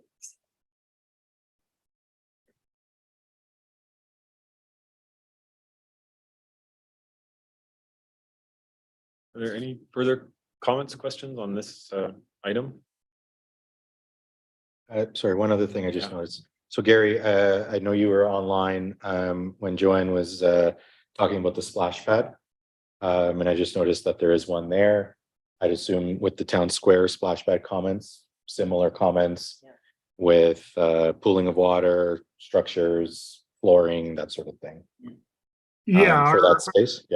Yeah, our it will be a similar size to what's in Town Park. All our playgrounds are typically have a rubber surface on top of the concrete, and the water doesn't pool. The water flows to a catch basin, and in some cases it's recycled for use for irrigation. In other areas, it's in other places it simply goes down the sewer. It is potable water. So all the comments that you made before about splash pad at the town square, I would consider those same as for this park. Thank you.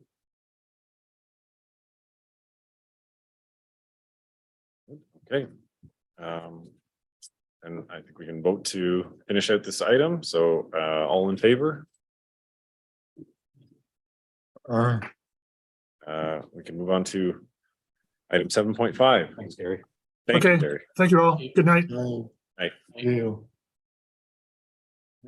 7.5 being memorandum from accessibility advisor regarding site plan application OPA 2022-04, said BA 2022-06, SUB 2022-01, SP 2022-10, submission number 2 for 1452 to 1460, sorry, Wellington Street East.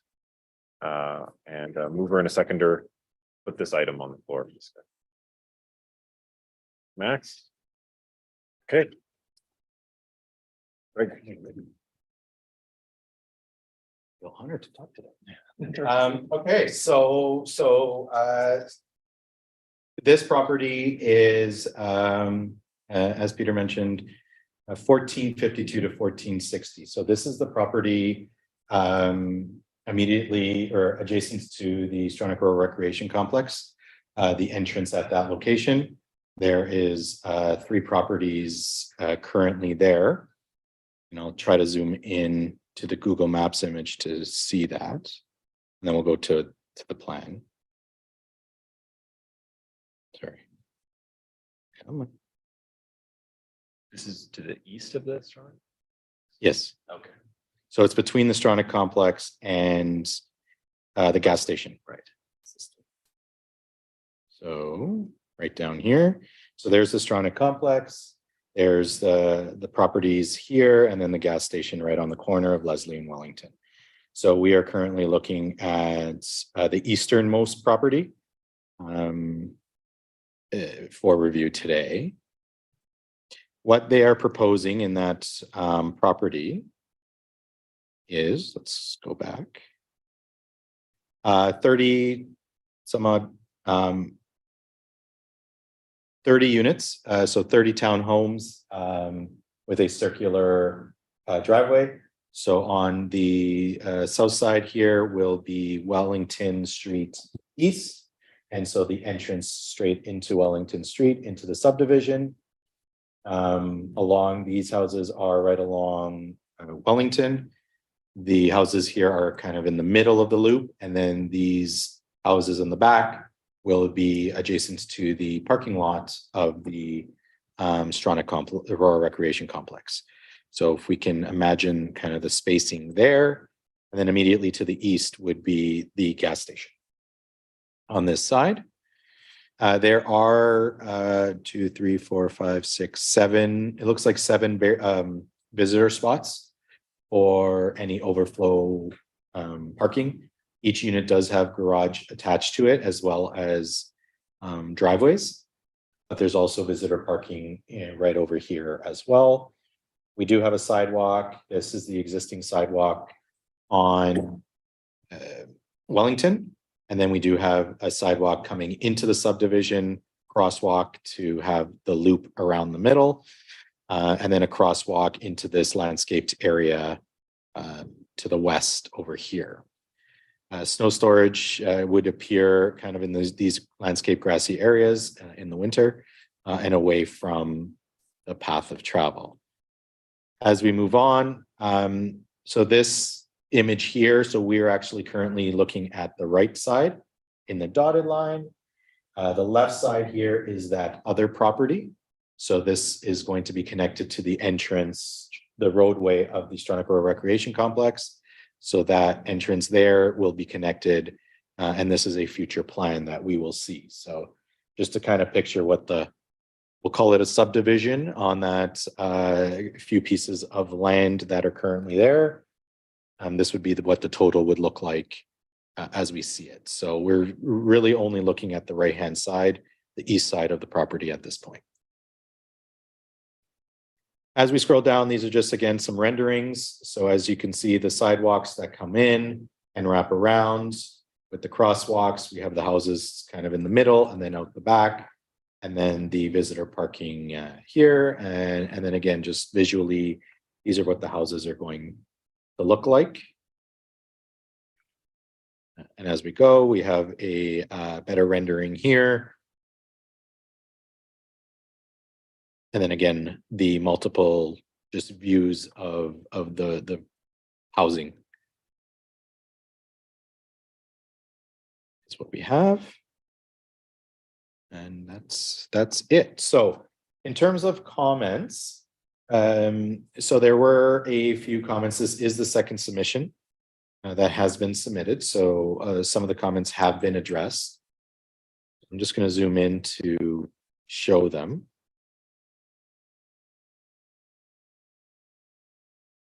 So it appears that the tactile indicators and the accessible curb ramps have been addressed from the first submission. However, unclear how they are going to be installed, the location and the direction. So again, this curb, if we look closely, there's a solid kind of line here. Up here, it looks like the curb, there would be some form of curb cut. It's on the house side, not the street side. So my comments more so of needing clarity of how these curb cuts and ramps are going to look like, because to me, it doesn't make sense to have a ramp into a house, but rather the ramp should be on the other side onto the street. So I'm just looking for clarity on that. I'm also looking for to ensure that the curb ramps are in line with the crosswalks to assist with path of travel and with flow. So as you can see on the northern side here, we have the curb cut, the ramp, the tactile plates, and then a crosswalk immediately adjacent to it. However, down here, we have what appears to be tactile plates, and it's kind of leading towards the parking lot, but then a crosswalk, perpendicular to these ramps. So again, a comment to maybe move these tactile plates in the ramp to be parallel, or I guess in line with the crosswalk, whether the crosswalk move or the curb ramp move, just to help with flow. Again, similar comments on the landscaped area. So we have this ramp and a sidewalk, but no mention of any ramp or curb cut on the opposite side. So I'm just looking for more clarity on that end because it's not currently shown. And then I'm also commented on access aisle to be provided for these barrier-free spots. Again, it's not visible, so just to ensure that there is an access aisle. And it does appear to have this 1.5 meter space here, which I would assume is the access aisle. But again, to ensure that the painted lines are on the floor to indicate that this is actually an access aisle. So these are the comments. Again, the deadline for these submissions is actually this coming Friday. So I will be able to take any additional comments from tonight, add it to the plan to submit it. Here, Mr. Chair, the barrier-free parking type A, Mhm. will that be marked as accessible? Because right now it's not marked and there seems to be a wide parking spot. Also, if you go back to the phase 2 drawing with Second half, yeah. townhouses there. Zoom out. Yep. That place.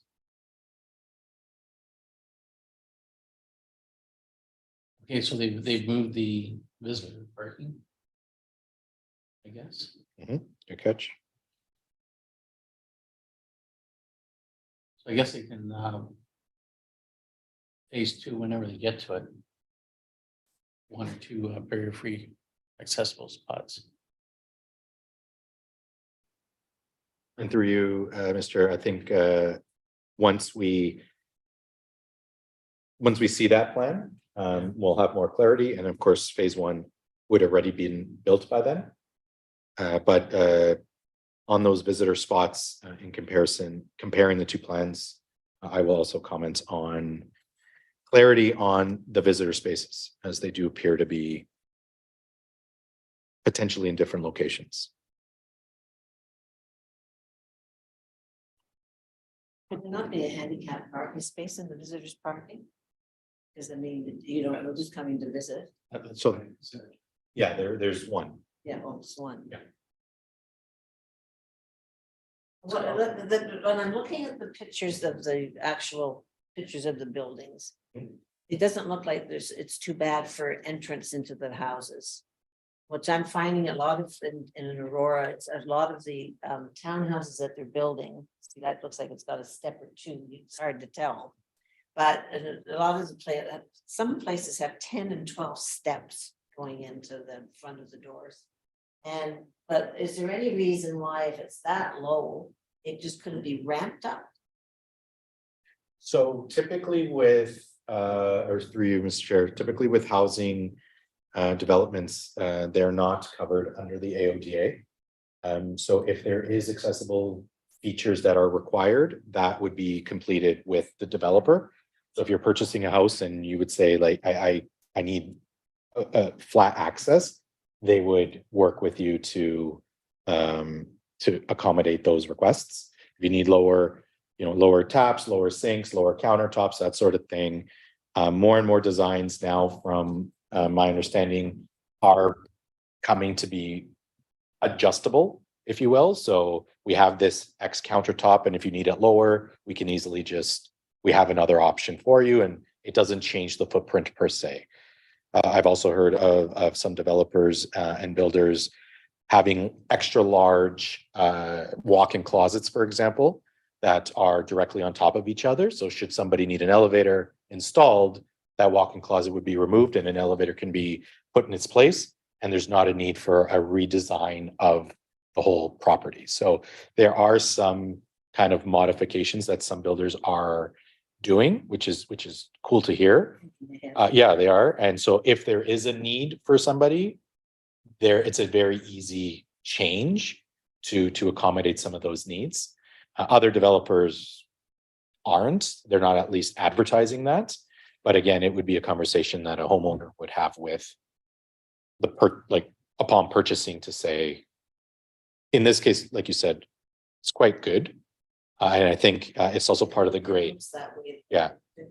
It's also part of the grade. As Gary was talking, it's very difficult to flatten and change grade a lot of the times for various reasons. So naturally, some houses may have one step and some may have, like you said, 8 or 10. And that's not, it depends if it's built on a slope. That may not be something that they can do. But it may also be, if you need something flatter, look at some maybe lower of the property or higher of the property where it is able to accommodate, and then they can go from there. Thank you. I don't know if this is the town's responsibility or the developer here, but the multi-use trail that runs along Wellington adjacent to the sidewalk. That's going to pass through this driveway too. Are there cuts there like that for that trail? You're talking about the paved Paved area? Flat trail. Yeah. Does it? I'm not sure if it stops at the Stronach parking lot or if it continues on right to That's a Leslie. good question. Yeah. I think it stops because there's a ravine Right. up on the sidewalk. Yes, that's true. So I think it stops there. Those drums are sitting, the last, or those. Yeah, those drums are the sitting. last. Oh, right. Yes. Yes. They'll be gone this week. Is that for the gym? The drums? Yeah, were they doing? I know they were doing road work. soil? I don't know what it's, no, it's for road work or repair or something.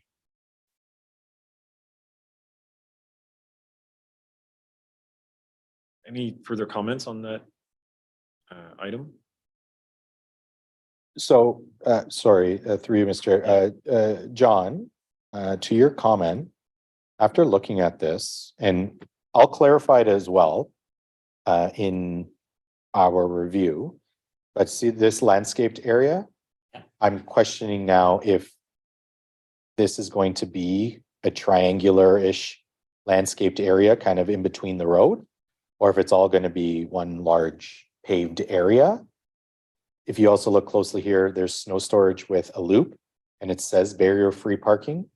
If we compare it to this image, that's where the barrier-free parking is currently located. So I'm wondering if when they've developed phase 2, whenever that is, because it may not be for multiple years, we don't know, that they're going to move the visitor parking and therefore that landscaped area when they start developing the second half. But I'll still put it in there, but if we see like the barrier-free spot here in the landscape area, kind of the location of that, when we move down to the second image, it's still in the same spot.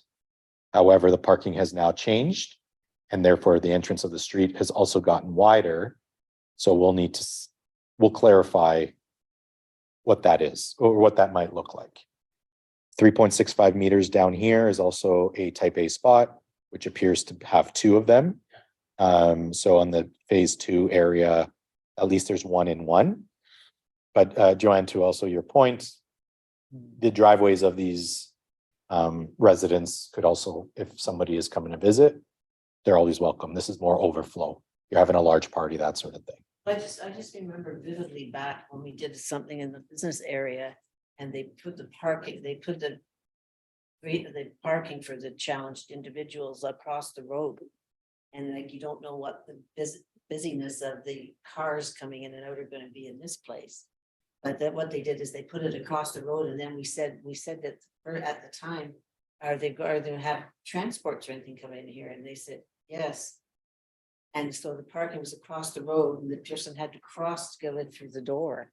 And, you know, it was just it really caught us, you know, like, it was really dangerous. Yeah, very dangerous.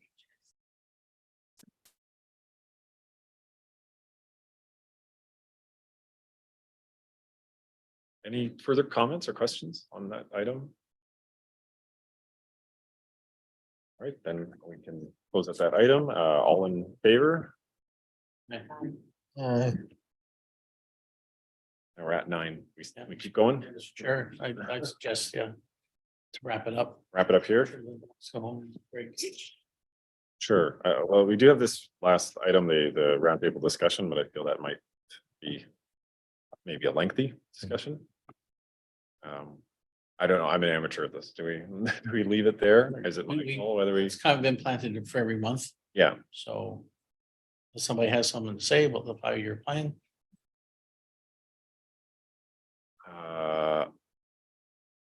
Do we want to skip putting that item on the floor for discussion? And save it till what, September would be our next? Sure, I'll propose that. Sure. Anyone to second that motion to table it till September? Okay. Then I suppose we have no informational items. Is there any other new business? Sorry? Oh, of course. Yeah, see? Yeah, definitely. Can we vote on deferring that to the next meeting? All three of us. All in favor? Aye. Thank you for the guidance. Any other new business with that said? Agree, probably not. Then may we have a motion to adjourn? A mover and a seconder? And all in favor? Aye. That carries as well. Okay, Such enthusiasm. yes.